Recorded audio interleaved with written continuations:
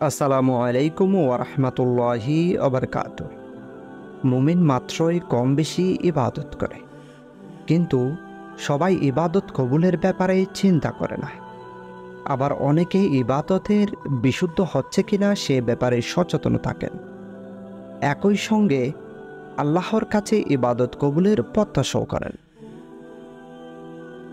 ইবাদত কবুল হলো কিনা বোঝার মানদণ্ড যা সালফে সালেহিন ঠিক করেছেন। আমল কবুল না হওয়ার ভয় করা, যে কোনো ইবাদতের পর অন্তরে কবুল না হওয়ার ভয় সৃষ্টি হওয়া ইবাদত কবুলের অন্যতম মানদণ্ড। তাই মহান আল্লাহর ইবাদত করতে হবে যত্ন সহকারে, কুসুকুজুর সঙ্গে। আর পরিপূর্ণ কুসুকুজু আনতে হলে অবশ্যই ইবাদতটি সঠিক হচ্ছে কিনা, তা আল্লাহর কাছে কবুল হবে কিনা এই ভয় অন্তরে থাকতে হবে। আয়েশা রাদিয়াল্লাহু তাআলা আনহা একবার নবী করিম সাল্লাল্লাহু আলাইহি ওয়াসাল্লামকে পবিত্র কোরআনের আয়াত আর যারা দান করে এবং তাদের অন্তর ভীতকম্পিত এর ব্যাপারেই জিজ্ঞেস করে বলেন, এরা কি তারা যারা মদ পান করে এবং চুরি করে?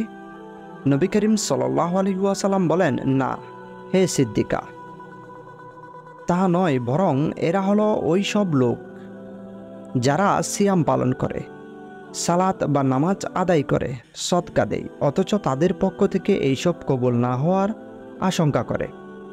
এরাই তারা যারা কল্যাণের দিকে দ্রুত ধাবমান এবং তার দিকে অগ্রগামী। নিজের আমলকে ছোট করে দেখে নিজের আমলকেই ছোট করে দেখার অর্থ হলো নিজের আমলে নিজেই উচ্ছ্বাসিত না হওয়া কিংবা আমল করে তার উপর অহংকার না করা। মহান আল্লাহ শুধুমাত্র মানুষের শরীরে যতগুলো নিয়ামত দিয়ে রেখেছেন, সারা জীবন আমল করেও সেগুলোর যথাযথ হক আদায় করা সম্ভব নয়। তাছাড়া আমল নিয়ে অহংকার করলে আমলের সোয়াব বিনষ্ট হয় এবং এর কারণে নেক আমলে অলসতা চলে আসে। তাছাড়া হাদিসের ভাষ্যমতে আল্লাহর অনুগ্রহ ছাড়া শুধু নিজের আমল দিয়েই নাজাত পাওয়া সম্ভব নয়। তাই ইবাদত করার পর বেশি কিছু করে ফেলেছি এমনটা মনে করা যাবে না। আবু হুরায়রা রাদিয়াল্লাহু তাআলা আনহু বলেন, রাসূল করিম সাল্লাল্লাহু আলাইহি ওয়াসাল্লাম বলেছেন, কসমিন কালেও তোমাদের কাউকে নিজের আমল নাজাতে দেবে না। তারা বলেন, হে আল্লাহ রসুল, আপনাকেও না? তিনি বললেন, আমাকেও না, তবে আল্লাহ তাআলা আমাকে রহমত দিয়ে ডেকে রেখেছেন। তোমরা যথারীতি আমল করে নৈকট্য লাভ করো। তোমরা সকালে, বিকালে এবং রাতের শেষ ভাগে আল্লাহর ইবাদত করো। মধ্যপন্থা অবলম্বন করো। মধ্যপন্থা আমাদের লক্ষ্য পৌঁছাবে। মহান আল্লাহ যাদের প্রতি দয়া করেন তারাই বেশি বেশি নেক আমলে আত্মনিয়োগের সুযোগ পান। অতএব ইবাদতের পর ইবাদত করার সুযোগ পেলে বুঝতে হবে আমলগুলো আল্লাহর কাছে কবুল হচ্ছে।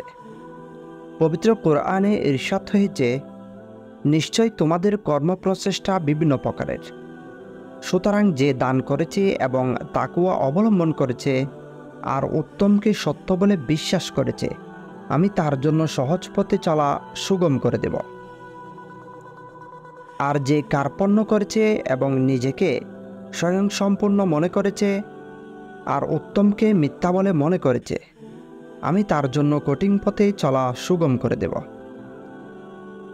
গুনাহে প্রত্যাবর্তন না কারাবন্ধ যখন গুনাহকে অপছন্দ করতে শুরু করবে এবং তাতে প্রত্যাবর্তন তার কাছে অপ্রিয় হবে, তখন বুঝতে হবে তার ইবাদত আল্লাহর দরবারে কবুল হচ্ছে।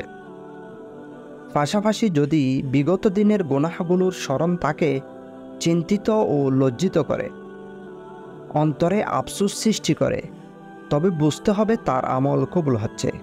আল্লামা ইবনুল কাইয়ুম রাহমাতুল্লাহ আলাইহি বলেন, গুনাহের কল্পনা যদি কাউকে আনন্দ দেয়, সে গুনাহে লিপ্ত থাকতে পছন্দ করে এবং পাশাপাশি ইবাদতও করে, তবে সে 40 বছর ইবাদত করলেও তা কবুল হবে না।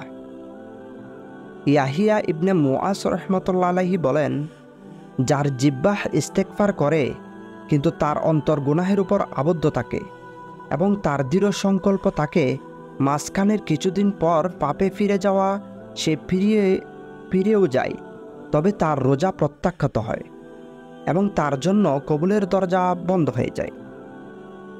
ইবাদতের প্রতি ঝোঁক তৈরি হওয়া, ইবাদত কবুল হওয়ার এটাও একটি চিহ্ন। যে ইবাদত করতে আগ্রহী হওয়া, গুনাহ হতে অনাগ্রহ সৃষ্টি হওয়া, ইবাদতে প্রশান্তি খুঁজে পাওয়া।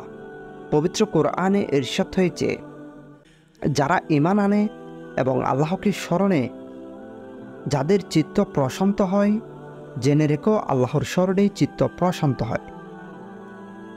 ইবাদত কবুলের আশা করা, আল্লাহর ভয় এবং তার রহমতের আশা বান্দাকে সঠিক পথে পরিচালিত করে। শুধু ভয় মানুষের হতাশা বাড়ায়, মানুষকে বেপরোয়া করে তুলতে পারে। আর যখন আল্লাহর প্রতি ভয় ও আশার মিলন ঘটে, তখন ইবাদতে কুসুকুজু আসে এবং আল্লাহর রহমতের আশায় ঈমান বৃদ্ধি পায়, যা ইবাদত কবুলে সহায়ক ভূমিকা রাখে। মহান আল্লাহ জাকারিয়া আলাইহিস সালাম ও তার স্ত্রীর ব্যাপারে বলেন, তারা সৎ কাজে প্রতিযোগিতা করত আর আমাকে আশা নিয়ে ও ভীত হয়ে ডাকত, আর তারা ছিল আমার প্রতি বিনয়ী। নেককার ব্যক্তির সোহবত পছন্দ করা, যারা নেককারদের সঙ্গে ওঠা বসা করতে পছন্দ করে আর বদকারদের থেকে দূরে থাকে, তারা আল্লাহর সুদৃষ্টির আশা করতে পারে। কারণ হাদিসে মুবারকে ইরশাদ হয়েছে, আব্দুল্লাহ ইবনে আব্বাস রাদিয়াল্লাহু তাআলা আনহু বলেন, রাসূলুল্লাহ সাল্লাল্লাহু আলাইহি ওয়াসাল্লাম আবু জার রাদিয়াল্লাহু তাআলা আনহুকে বলেন, হে আবু জার, ঈমানের কোন শাখাটি অধিক মজবুত? তিনি বলেন, আল্লাহ তাআলা ও তার রাসূলই অধিক অবগত। তিনি অর্থাৎ নবী করিম সাল্লাল্লাহু আলাইহি ওয়াসাল্লাম বলেন, একমাত্র আল্লাহর সন্তুষ্টির উদ্দেশ্যে পরস্পর সখ্যতা স্থাপন করা এবং শুধু আল্লাহ তাআলার সন্তুষ্টির জন্য কাউকে ভালোবাসা ও আল্লাহর সন্তুষ্টির জন্য কাউকে ঘৃণা করা। বেশি বেশি ইস্তেগফার করা, বেশি বেশি ইস্তেগফার আমলকে ত্রুটিমুক্ত করে। ফলে ইস্তেগফারকারীরা আমল কবুল হওয়ার ব্যাপারে আল্লাহর দরবারে আশাবাদী হতে পারে। পবিত্র কোরআনে ইরশাদ হয়েছে, অতঃপর তোমরা প্রত্যাবর্তন করো যেখান থেকে মানুষ প্রত্যাবর্তন করে এবং আল্লাহর কাছে ক্ষমা চায়। নিশ্চয়ই আল্লাহ ক্ষমাশীল পরম দয়ালু। আমলের ধারাবাহিকতা বজায় রাখেন, আমলের ধারাবাহিকতা বান্দাকে অন্যান্য উচ্চতায় নিয়ে যায়, তাদের আমল কবুল হওয়ার সম্ভাবনাও বেড়ে যায়। আয়েশা রাদিয়াল্লাহু তাআলা আনহা থেকে বর্ণিত, রাসূল করিম সাল্লাল্লাহু আলাইহি ওয়াসাল্লাম বলেছেন, তোমরা ঠিকভাবে ও মধ্যম পন্থায় নেক আমল করতে থাকো, আর জেনে রাখো যে তোমাদের কাউকে তার আমল বেহেশতে নেবে না, এবং আল্লাহর কাছে সবচেয়ে বেশি প্রিয় আমল হলো যা নিয়মিত করা হয়, তা অল্পই হোক না কেন। আল্লাহ তাআলা আমাদের প্রত্যেককে নবীজির অনুসরণে ইবাদত বন্দেগী করার তৌফিক দান করুক। আল্লাহ তাআলা আমাদের ইবাদত কবুল করুক। আমিন।